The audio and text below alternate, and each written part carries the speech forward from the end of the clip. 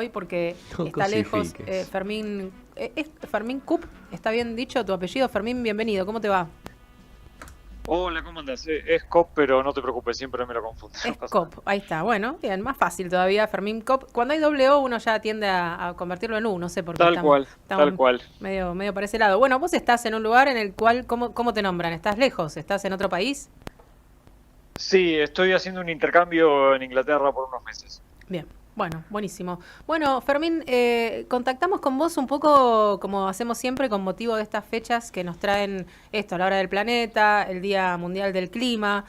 Vos sos periodista, especialista en ambiente y cambio climático.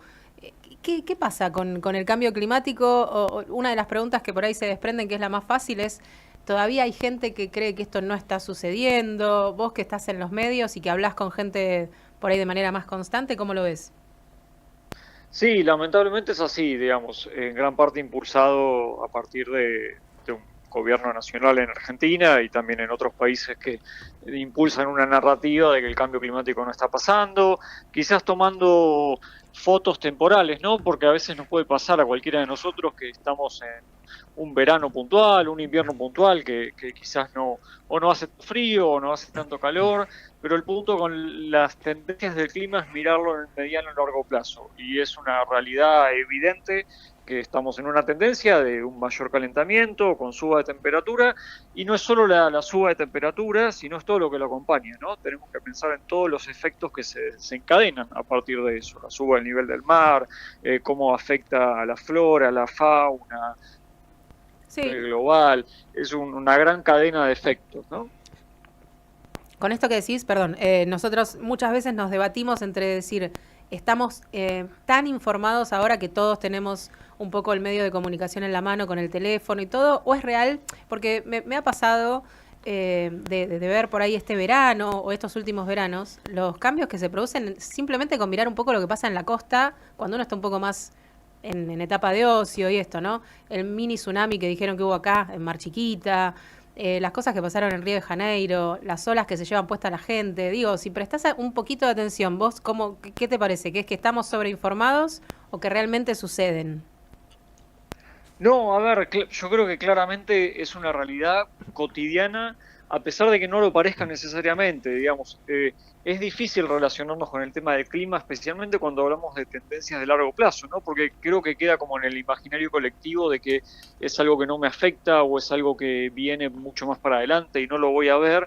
Y la realidad es que si lo mirás en términos prácticos, todos y todas en la cotidiana nos vemos alterados de una manera u otra, desde el productor agropecuario que ve afectado su cultivo por una helada o por una sequía, a quienes vivimos en ciudades y tenemos olas de calor cada vez más marcadas en el verano. Todos en diferentes medidas estamos afectados por el calentamiento global o crisis climática o cambio climático, como lo querramos llamar. Claro. El tema que a veces falta conectarlo con la vida cotidiana y bueno, eso es también el trabajo importante que hay que hacer de la comunicación. Fermín, ¿cómo estás? Manuel te habla. Hola, Em, Manuel. Parte de la narrativa del gobierno, por ejemplo, es argumentar que el cambio climático se da por fenómenos naturales, por periodos. Y la pregunta que quiero hacerte es, ¿qué nos daría a entender que esto que está sucediendo ahora, este cambio climático que está sucediendo ahora, es consecuencia del accionar humano y no de un ciclo natural e inevitable del planeta? Claro, bueno, es que eso si mirás si das un paso para atrás y ves cuando empieza la revolución industrial, es cuando empieza la suba de la temperatura. Y la Claro. revolución industrial lo que desencadena es emisiones generadas por el hombre, particularmente a partir de los combustibles fósiles, que es como el gran desencadenante de todo esto. Que toda nuestra vida cotidiana está en cierta medida relacionada hoy con los combustibles fósiles, no es solo los autos y el colectivo que podemos tomar, sino también es el vaso plástico del café que nos compramos, que está hecho de petróleo el vaso, es decir, hay un montón de cositas en la vida diaria que está relacionado con los combustibles fósiles y es porque toda la economía está estructurada en base a ellos. Y eso fue lo que en gran parte desencadena este aumento tan marcado de las emisiones y por eso siempre se habla de que una de las cosas más claras que hay que hacer para bajar el nivel de las emisiones, pero también muy difícil de hacer, es transicionar a una energía más limpia. Ahí aparecen las renovables, ¿no? La solar, la eólica, la energía geotermia, es decir, hay una gran cantidad de tipos, y de hecho los costos bajan cada vez más, ¿no? Por eso también ya para muchas empresas, pasar una energía, por ejemplo, solar o eólica, no es un tema ambiental, en realidad es un tema económico, porque en muchos casos ya es más barato para vos como empresa que tu energía venga de tu propio parque solar o tu propio parque eólico que de la red en general que viene de fósiles. Por eso vemos en Argentina, por ejemplo, un montón de casos de empresas que arman su propio parque eólico o solar porque les sale más barato que la energía salga de ahí. Claro, Fermín, ¿qué tal? Pedro de este lado. Hola, Pedro. Mucho gusto. Bueno, vos nos decías que el fenómeno, digamos, a veces no está al alcance de la cotidianeidad, y tal vez lo que habría que pensar es si los fenómenos como los que describió Laura son fenómenos aislados o en realidad responden a una serie de eventos que, como decía Manu, tal vez son geológicos. Y yo me voy a poner en la piel de quienes están a favor de continuar realizando extractivismo, vamos a ponerlo dentro de esa categoría. Y te dicen, por ejemplo, que es cierto, pero que no se mide desde antes y que probablemente un proceso geológico masivo a escala global tenga consecuencias más gravosas que la explotación y el extractivismo actual. Te aclaro que yo no estoy de acuerdo con esa lectura, pero bueno, mucha gente sostiene esto y argumenta en favor de que se produce empleo y que además se extraen minerales que luego se utilizan para nuestra forma actual de vida, sin los cuales no sería viable. Bueno, ¿qué se le responde a ese argumento? No, te entiendo, claro, y es un debate complejo y que hay que dar. A ver, nuestra vida cotidiana en mucha medida depende de hoy los combustibles fósiles, depende de los minerales que se sacan de muchas partes del mundo, incluso se habla ahora de la categoría, lo que se llama los minerales críticos, que son cierto grupo de minerales que son necesarios para, por ejemplo, hacer un panel solar, para un auto eléctrico, y está todo muy relacionado. El desafío es que es muy complejo y todavía no está tan clara la respuesta, es cómo vamos a pasar a un modelo de economía que nos permita estar más alineados con la protección del ambiente. Por ejemplo, generando fuentes de empleo en sectores que son menos contaminantes y menos extractivistas.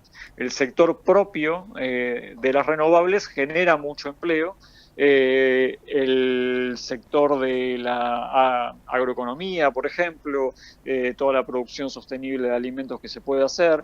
El tema es que esto no pasa de un día para la mañana, y no depende de lo que haga yo o depende de lo que hagas vos, sino depende de políticas públicas y políticas empresariales del sector privado a más escala. Por lo que no lo quiero menospreciar, es difícil realmente hacer la transición de un modelo económico al otro, y ahí es donde aparecen contradicciones que vos bien marcás, porque si en mucha medida una parte de la economía a la que queremos ir también depende de la minería. Entonces, ¿de dónde van a salir los minerales que necesitamos para hacer un panel solar o un molino eólico, que es también parte de la respuesta a la crisis climática, si esa minería también va a generar más impacto?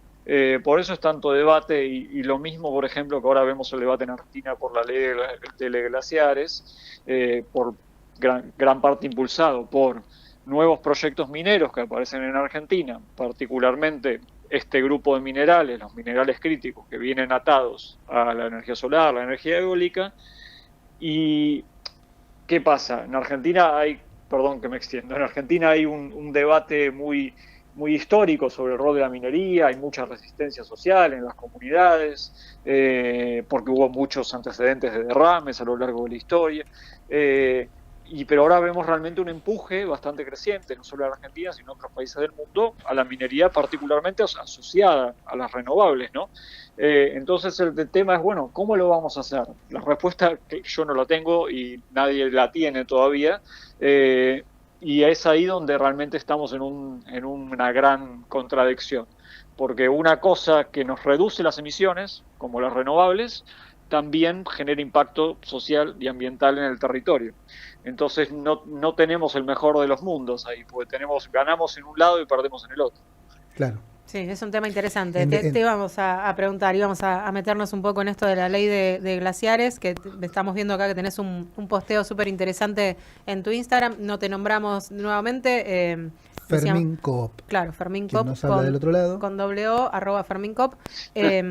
Si querés contarnos un cachito más sobre esto. Dale. Claro, bueno, Argentina tiene una ley que fue bastante histórica a nivel global porque no se dio en otros países. Hace 15 años sancionó una ley que básicamente establece protección a los glaciares y a lo que rodea a los glaciares, que técnicamente se lo llama periglaciar, que básicamente es el área cercana a los glaciares. Y eso viene acompañado de leyes provinciales que en diferentes provincias del país se establecieron para frenar la minería. Justamente porque esas leyes no salieron de la nada, salieron de muchos casos que se fueron dando a lo largo de las últimas décadas en Argentina, de derrames mineros. Podemos mencionar Mina Veladero.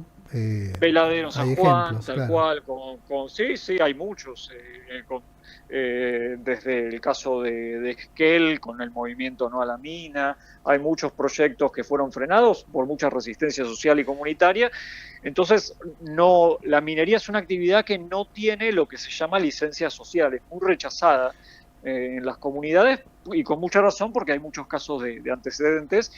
Y eso va muy a contramano de lo que vemos en otros países de la región, en todos los países andinos, Perú, Colombia, también al lado de la frontera en Chile, donde la minería se desarrolló muchísimo más, quizás por no tanta resistencia social o por otros factores, pero si vas a los hechos, realmente son economías que dependen más de la minería. Perdón, que Fermín, me gustaría que no pasemos por alto el motivo por el que hay tanto rechazo social.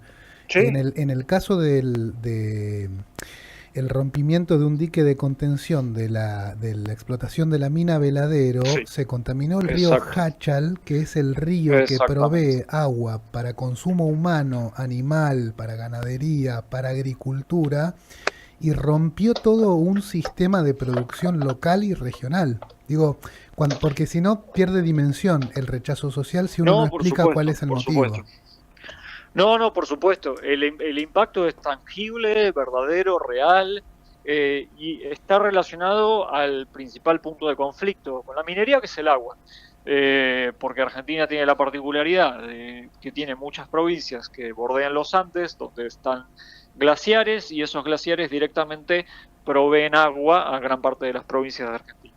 La minería trae el riesgo asociado de contaminación de ese agua, y es el punto mayor de conflicto acá, porque gran parte de los proyectos mineros que se quiere impulsar hace más de una década en Argentina, ahora acompañado por el gobierno de Milei, pero también con los gobiernos anteriores fue una situación muy parecida, son proyectos mineros que están ahí en la lista de espera, que hoy no se pueden hacer porque están en una zona que no lo permite la ley. Ahora con la ley lo que se quiere hacer es darle mucha más autoridad a las provincias y que las provincias puedan determinar qué se protege y qué no. Y sabemos que hay, también esto está estudiado y documentado, de que hay muchos casos de provincias con intereses cruzados con las empresas mineras, con mucha puerta giratoria entre gobiernos y cargos en empresas, y todo eso realmente es muy preocupante. Y sumado a que ayer y hoy se están desarrollando las audiencias públicas en Buenos Aires por la ley de glaciares, donde se anotaron miles y miles de personas para participar y solo puede participar entre 300 y 400. Entonces realmente eso es una limitación bastante severa a la participación pública para la ley, donde hay claramente interés ciudadano, ¿no?, en opinar, en involucrarse con la ley. Entonces, y pensemos también quizás un elemento más cuando se plantea el por qué empujar la minería, el elemento del empleo. En general se usa como argumento de, bueno, la minería va a ser una actividad económica que va a traer mucho empleo, mucha contribución a la economía de las provincias, Y si vamos a los hechos hoy de las provincias que dependen de minería en Argentina, como Mendoza, San Juan y demás, son las provincias que tienen un gran desbalance socioeconómico, con ingresos bajos y con mayor cantidad de población sin empleo. Entonces realmente es un poco de mito de que la minería trae empleo real a las economías, eso tampoco es tan así. Claro. Entonces ahora estamos en un momento bastante clave donde, bueno, se están haciendo estas audiencias y se va a dar el debate. Ahora falta, ya se aprobó en una cámara, ahora falta la otra cámara. Bien, bueno, te proponemos, Fermín, interesantísimo todo lo que has contado, estás súper involucrado en el tema, te proponemos seguir en contacto para esto, Claro, ¿no? con gusto. El hecho, esto que vos decías es interesante, ¿no? Que hay mucha gente que no se involucra porque no lo sabe, porque son cosas que el que quiere involucrarse queda afuera y no insiste, porque bueno, ¿para qué? No puedo hacer gran cosa, ¿no? Y me parece que en este caso no es granito de arena, es gotita de agua, cada uno pone su gotita de agua y todos tendríamos que apoyar un poco. Esa es la idea desde este lugar, estos minutos que nos tomamos para hablar de este tema y para hacerlo visible. Totalmente, ¿no? Y gracias a ustedes por el espacio y por visibilizarlo, porque son temas súper importantes. Tal cual. Así que bueno, quedamos en contacto para seguir hablando y cómo avanza esto, qué va pasando con esta ley de glaciares y todo esto. Cuando andes por la zona, compartir acá un rato de radio cuando quieras. Sos periodista, especializado en ambiente y clima, así que Fermín Cop, entonces con doble O, para el que te quiera buscar en Instagram. Te esperamos por acá cuando regreses, ¿te parece? Dale, cómo no. Gracias a ustedes por la invitación y por el espacio y que sigan bien. Gracias, Fermín. Gracias, Abrazo. Fermín. Saludos. Fermín Cop, entonces con doble O, que no es CUP, es COP, es @Fermín Cop, es periodista Muy especializado interesante, en la ambiente y verdad. clima.